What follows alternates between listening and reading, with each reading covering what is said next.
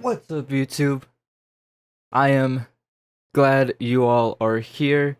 Sorry this is a little late. I've been busy the last couple of days, and I actually read the chapter last night, and I have my notes to talk about it, so I didn't really get my live reaction. But this chapter was just awesome, and I'm glad I can finally be here to talk to you about it, alright?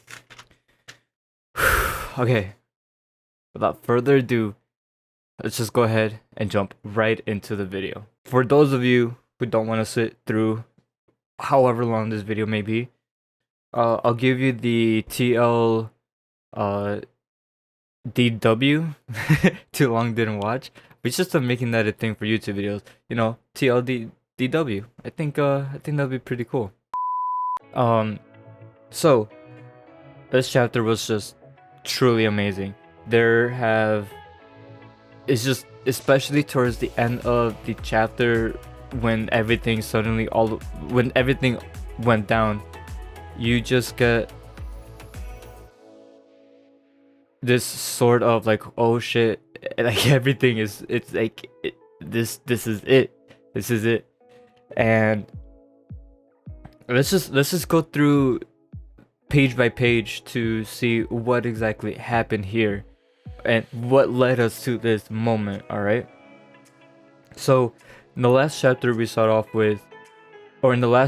ended with Sanji leaving to try to find this damsel in distress that he was looking for, and he finds it. So as he's looking for this damsel, he gets closer and closer to the voice, and right through these sliding doors you see this figure of a woman and this other person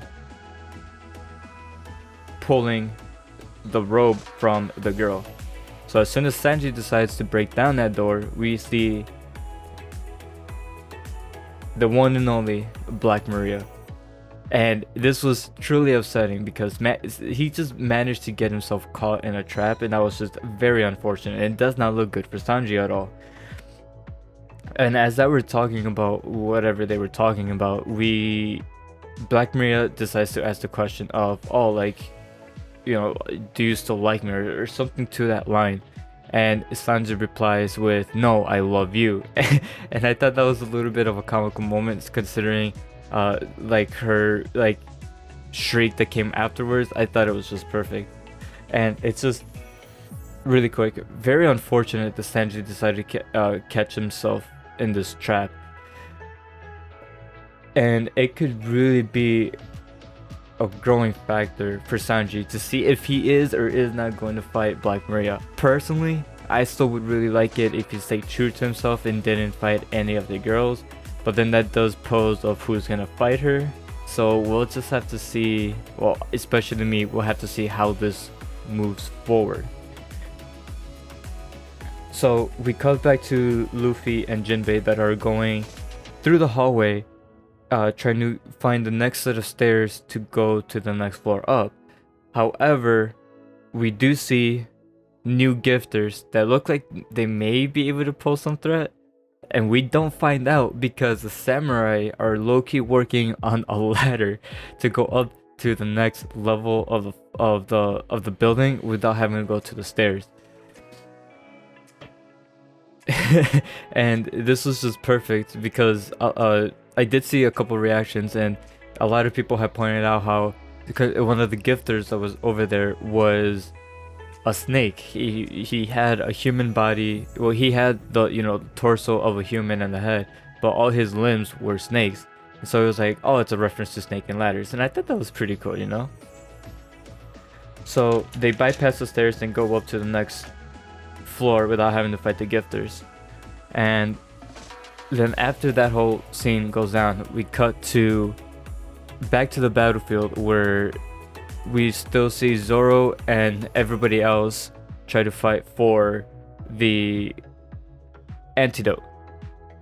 It looks like Zoro may have stopped for a brief second, and as soon as Big Mom has gone through the hole to go up to the roof, we see something that has fallen from the hole in the roof, and Zoro also notices it. So as soon as he realized what it was, he went into like, okay, it's time to stop fucking around. And we cut over to Zoro moving his way pretty awesomely. Okay, he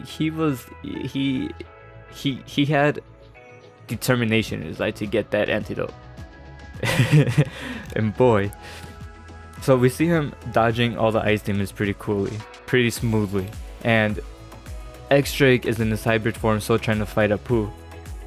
And in that brief moment, Zoro takes out his sword and manages to cut Apu in the most badass way to get the antidote. And honestly, I was awesome. Like, it was just like, it was such a beautiful panel too. I'm gonna have to throw up a picture of it because, wow, okay? Wow, was it beautiful. We see Apu now sort of like down and out for the count, but I'm just really curious to see if he is or isn't. I feel like that wasn't too bad of a hit for Apu, so you know, he may be out for a chapter or two, but he's gonna be back in the scene fighting. But I don't think this actually finishes off Apu.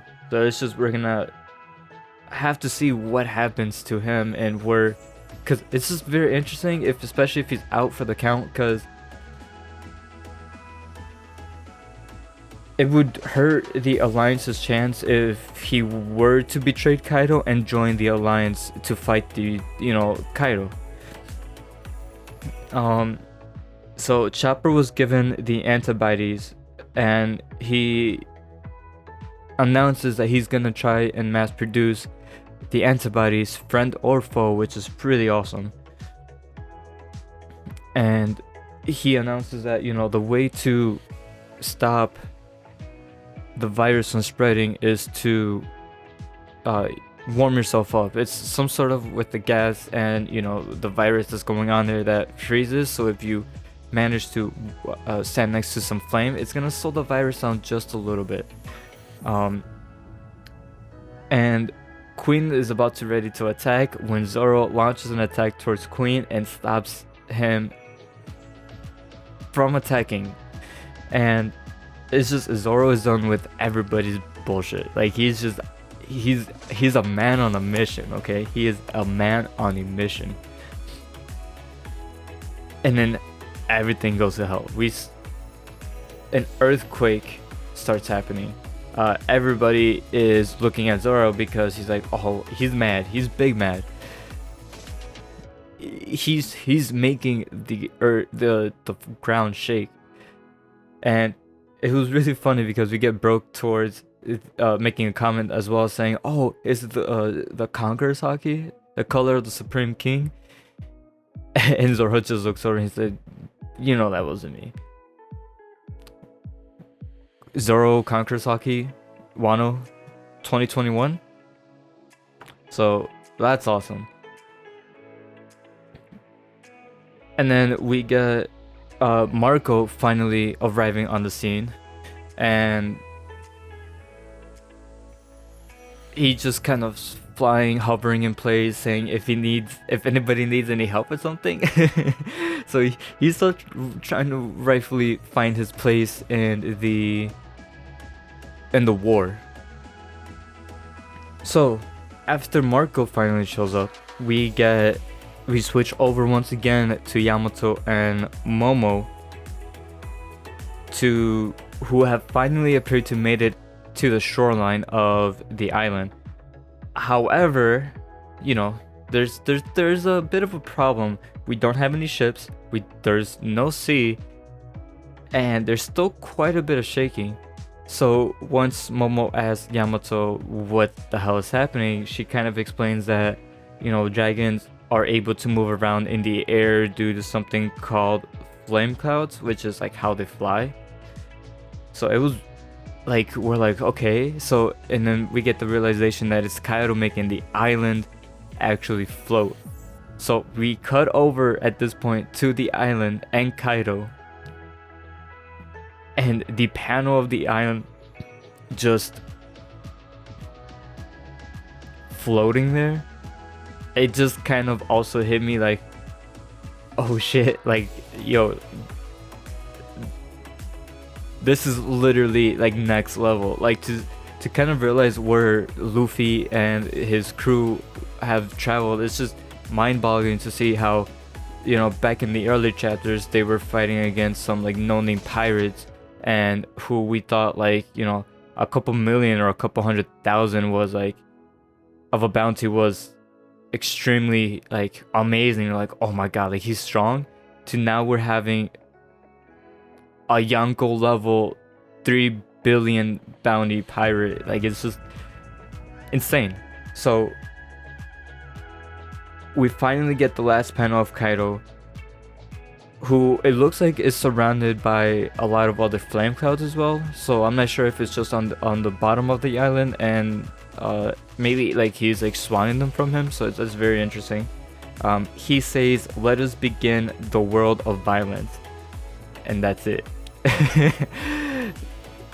That's truly some horrifying words from a Yonko, and that truly, it's something else. And unfortunately, we get a break for next week, so we'll be back over in 2 weeks instead. But this chapter, I think, was just honestly amazing.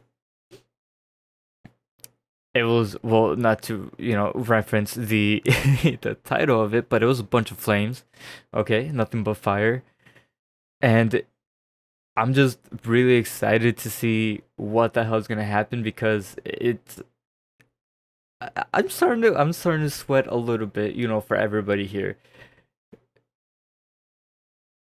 You have to be one powerful as pirate to be able to move a fucking island. Like, that's truly insane.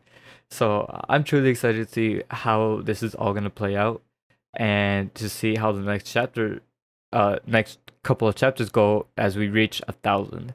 So yeah, a bunch of amazing stuff in this chapter. This chapter was just fucking awesome. And I mean, let me know what you guys think in the comments below. Drop a like if you liked the video, and I'll catch you all next time. Peace.